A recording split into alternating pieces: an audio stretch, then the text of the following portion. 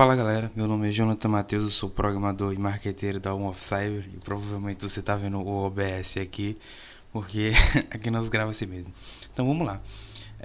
Nessa série de videoaulas eu vou mostrar para vocês o que são algoritmos e linguagens de programação. Qual é o propósito dessa série de vídeos?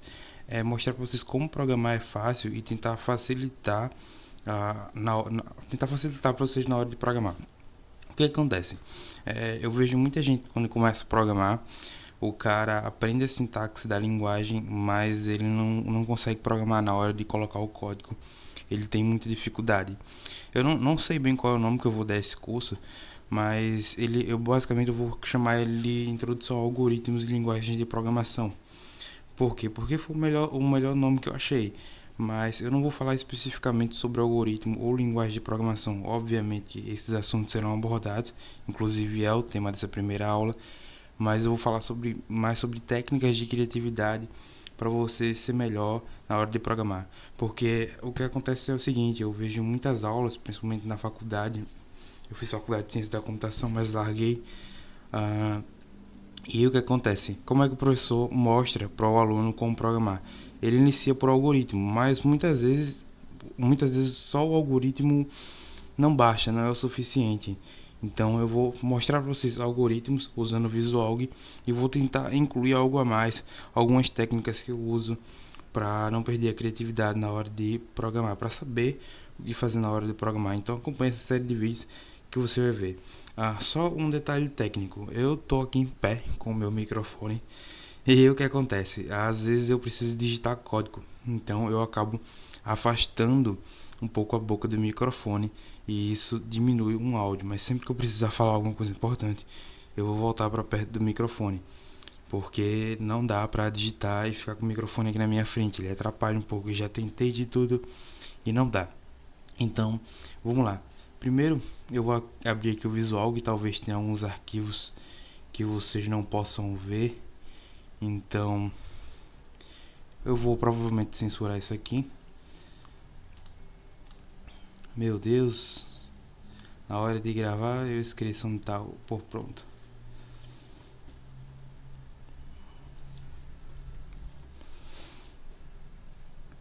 O Visual está abrindo aqui. Pronto, o Visual abriu.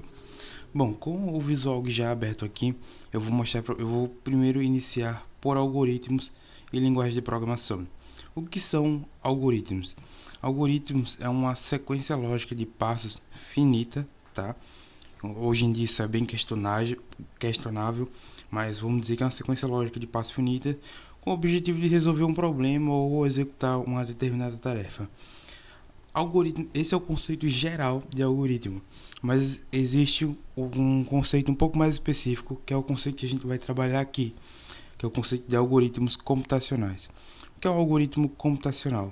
É uma sequência lógica de passos finitas que, quando processadas por um módulo processador, ele tem como finalidade resolver um determinado problema ou fazer uma determinada tarefa. Qual é a diferença entre um algoritmo e algoritmo computacional? Porque no algoritmo computacional você tem um módulo processador e no algoritmo normal não necessariamente. O algoritmo normal pode estar sendo executado na sua vida.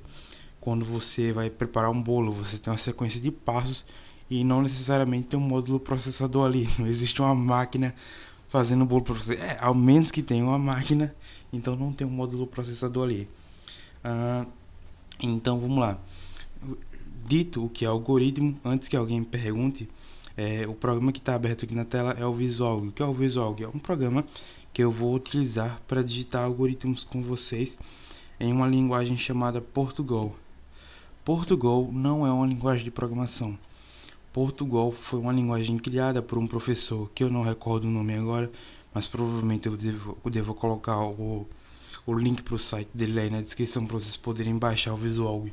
E lá vocês vão ter mais informações sobre esse professor. E ele criou uma linguagem de programação que é escrita em português. E dentro desse programa, o Visualg, você tem várias funcionalidades que ajudam na hora de aprender e compreender o algoritmo. Por que aqui fica mais fácil de entender os algoritmos? Porque aqui É tudo escrito literalmente em português. É tipo uma linguagem de programação, Deixe isso bem claro na sua mente. O Visual ele não é necessariamente uma linguagem de programação. Vamos classificar o Visual como o Portugal, me perdoe.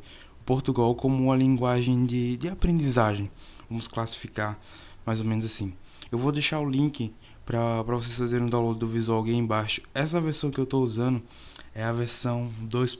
Alguma coisa. Deixa eu ver aqui, ajuda. É a versão 2.0. Provavelmente a versão que vocês vão estar usando é a versão 3. Por que eu não estou usando a versão 3? Porque eu achei ele muito poluído. Mas assim, a diferença para vocês vai ser pequena. Eu posso disponibilizar isso aqui para download também. Talvez eu coloque aí embaixo, não sei. Mas depois vocês me dizem aí se eu devo botar ou não para download. Então vamos continuar. Compreendido agora o que é um algoritmo e o que é o Visual, essa ferramenta que a gente vai usar, eu vou tentar explicar para vocês o que é uma linguagem de programação. Uma linguagem de programação é basicamente uma ferramenta que você usa para passar instruções para o computador.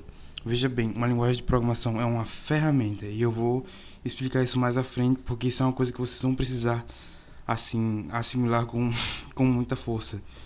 Entenda, coloque na sua cabeça que a linguagem de programação é nada mais, nada menos que uma ferramenta. Muita gente briga por causa de linguagem de programação, mas eu vou explicar o porquê que isso é estupidez. Isso um pouco mais à frente.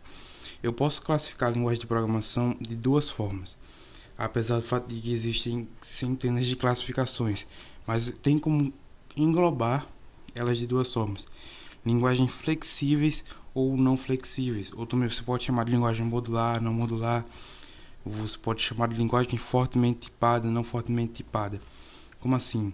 Vou dar aqui como exemplo o JavaScript.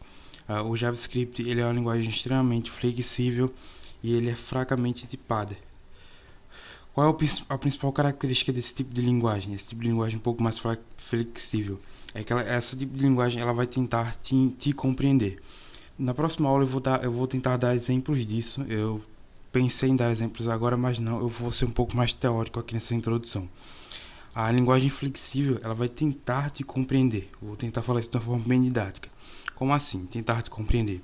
Imagina que você vai para um país e você está aprendendo a falar inglês. Você vai para os Estados Unidos e seu inglês é muito ruim mesmo. Você fala inglês muito mal. Só que quando você chega lá, você vai encontrar pessoas compreensíveis. E essas pessoas, elas vão entender que você é brasileiro, que teu inglês é ruim e elas vão se esforçar para te entender. Quando você falar, sei lá, qualquer bosta em inglês, eu não falo inglês, eu estou estudando inglês, pretendo estar fluente em inglês até o fim desse ano, se Deus quiser. E quando você está falando inglês, a galera ela se esforça para te entender. Mesmo que você fale alguma coisa errada, a galera vai se esforçar para te entender e vai acabar te entendendo.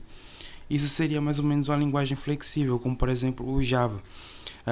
Se você é programador JavaScript, se você é programador JavaScript, você sabe que o JavaScript ele é tão modular e tão flexível que várias vezes você faz um código meio bosta, mas mesmo assim ele ainda executa. O JavaScript ele evita te mostrar erros de qualquer jeito. O JavaScript ele está sempre tentando te compreender, vamos assim dizer. Eu vou dar exemplos disso na próxima aula, tudo bem? Uma linguagem um pouco mais robusta e fortemente tipada, não se preocupe com essas palavras robusta, fortemente tipada. Se você não entende ainda, eu vou explicar isso um pouco mais à frente. Ela é uma linguagem que ela é chata. Como assim? Imagina de novo, voltar para aquele exemplo. Você vai para os Estados Unidos, aí você não sabe falar inglês direito. Eu vou dar um exemplo aqui, provavelmente eu posso estar errado. Se você fala inglês aí, me corrija nos comentários. Mas você vai para os Estados Unidos e você vai para um restaurante. E nesse restaurante o pessoal é meio chato. A galera não vai tentar te compreender, vai querer que você fale o inglês certinho. Tem americano, tem americano que acha que todo mundo deveria falar inglês. Mas vamos lá, não vamos entrar nisso.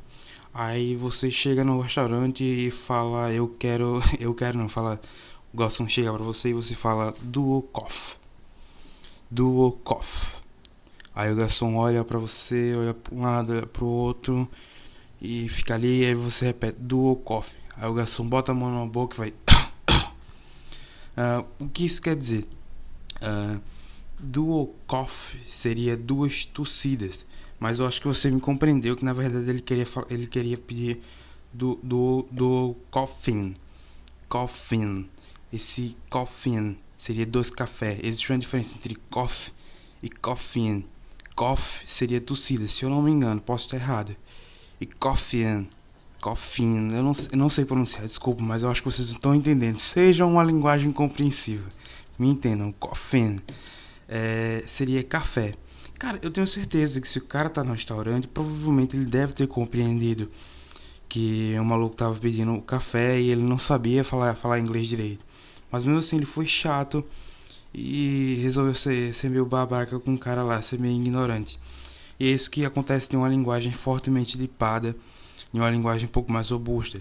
Ela não aceita erros. Se você vacilar muito na linguagem, se você escrever muita coisa errada, a linguagem vai jogar um erro na tela e o seu programa ele não vai rodar. Ponto positivo de uma linguagem não muito flexível é que a grande maioria dos erros o próprio compilador vai acabar te apresentando. Ou seja, quando você escrever alguma coisa errada e der um erro no seu programa, o compilador vai dizer, olha, tem um erro na linha tal. E a probabilidade de você ter um bug que o compilador não mostra é muito pequena. Como assim um bug que o compilador não mostra?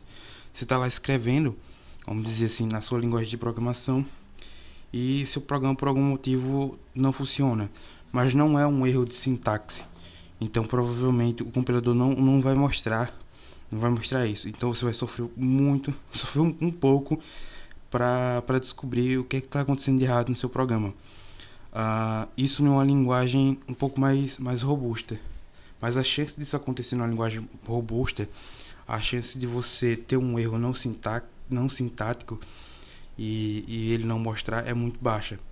Agora, quando você está dentro de uma linguagem como JavaScript, mesmo às vezes a chance de você ter um erro lógico não sintático ela é muito alta, vamos assim dizer, porque a linguagem é muito flexível.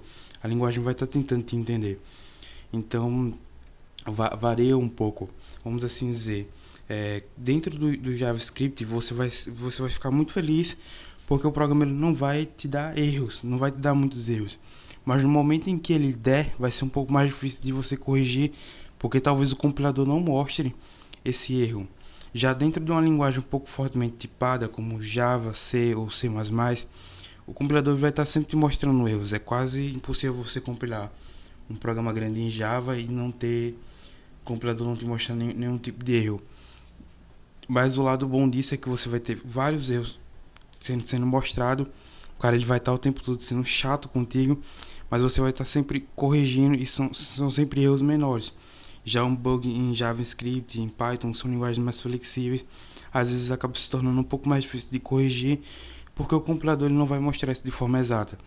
Então, assim, se você não entendeu alguns conceitos que eu dei nessa aula, algumas palavras que eu usei, cara, fica tranquilo, isso é só uma introdução. Eu realmente tive que usar alguns termos técnicos. Se eu fosse parar para explicar tudo, eu tenho certeza que a aula já está grande. E se eu fosse parar para explicar cada termo que eu usei aqui, ia ficar uma aula enorme. Eu me embaralhei um pouco, notei que me embaralhei um pouco na hora de explicar a diferença entre uma linguagem fortemente tipada e uma linguagem não tão forte assim. Mas na próxima aula eu vou trazer exemplos disso. Com certeza a próxima aula vai ser mais curta.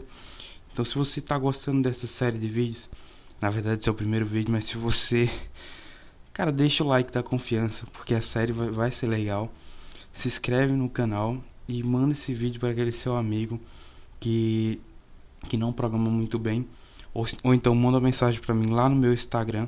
Eu tenho um Instagram, também tenho um perfil no Facebook. Na verdade eu tenho uma página e tem o nosso grupo lá. Então valeu, falou e tchau.